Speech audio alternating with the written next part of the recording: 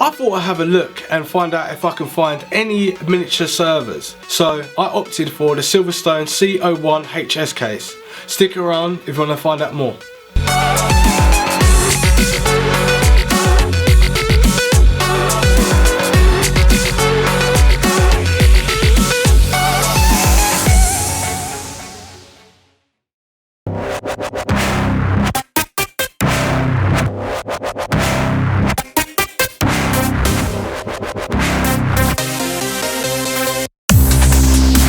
So let's talk about what you actually get with this case, because I can tell you straight away, you don't get a motherboard, you don't get a CPU, you don't get a CPU cooler, you don't get any drives at all, and I mean no drives at all, no power supply and no RAM. So you're going to need all of that before you can even build this server, and you're going to need the operating system as well. That's what you don't get. So what you do get, you get a 120mm fan, and you only get one of them, and that runs at 1200 rotations per minute, and it runs at about 19.4 decibels.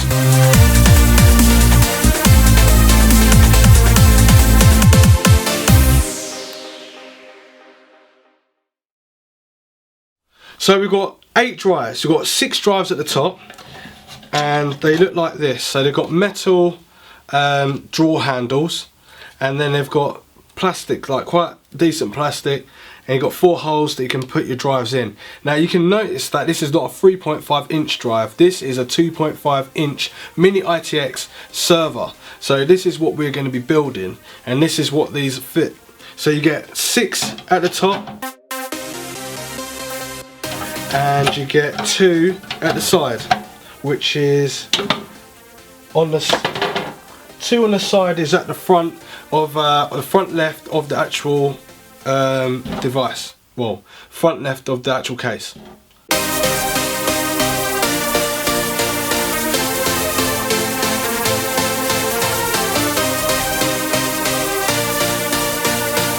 So on the front left hand side of the case, with the drives that I was talking about, so you get 8 in total.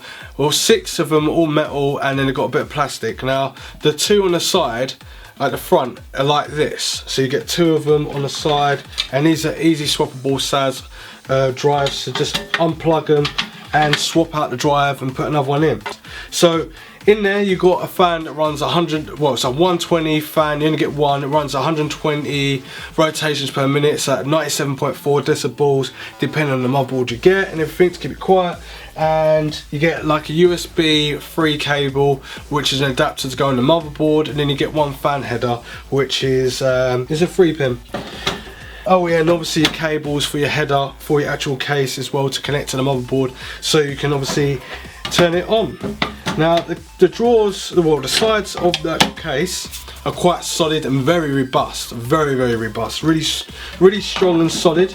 Inside is just grey, there's nothing really to comment about, and there's definitely not enough room in there to do any nice sort of cable management. It's kind of like you put it all together, you get it working, you put the operating system on, you make sure everything's right, you've got the right temperatures, and then you kind of forget about it and you use it as a server. On the front, we've got the Silverstone logo there, which is quite nice in the top right hand corner. Got a power button and an LED indicator light to tell you whether it's on or if there's any activity going on.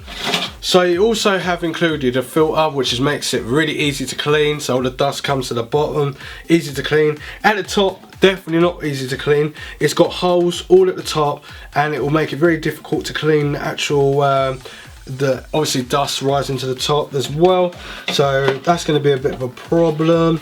You've also got an expansion slot, so you can put a graphics card in there, but there's also a restriction of the graphics card, 7.5 inches, and width restriction is 2.95 inches. So you're going to have a problem if you want to get like a fairly big graphics card in there. So normally you'll have to go with a small graphics card, because technically it is a mini ITX case anyway.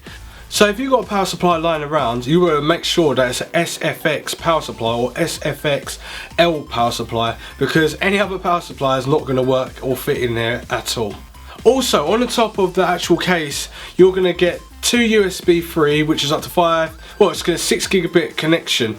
You also get a power adapter as well, and the cable is just wandering around in the case. So when you get a power supply, you can just plug it in into there, and then you've got the power connector that goes right on the top. I don't know if it's going to be suitable or anyone's preference that it's at the top, because it just makes it a little bit awkward. If it was at the back, it would be quite nice, but I suppose you can get ones that go like through the back. It has got room for one at the back, and then it will just turn to a 90 degree and straight into the adapter.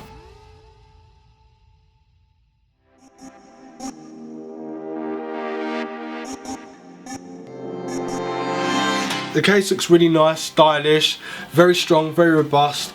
I can see that it's going to be very difficult, which I don't like. It's going to be very difficult to clean the top when it fills up with dust, because servers do when you leave them and forget about them. But it's going to be running very cool anyway. The case is very well built, and it's a nice small form factor. 2.5 inch drives that you can use, and you can use 8 terabytes if you've got 1 terabyte each. You can change it around, use like you can have it as a NAS station depending on the sort of software that you're going to be using with this little case.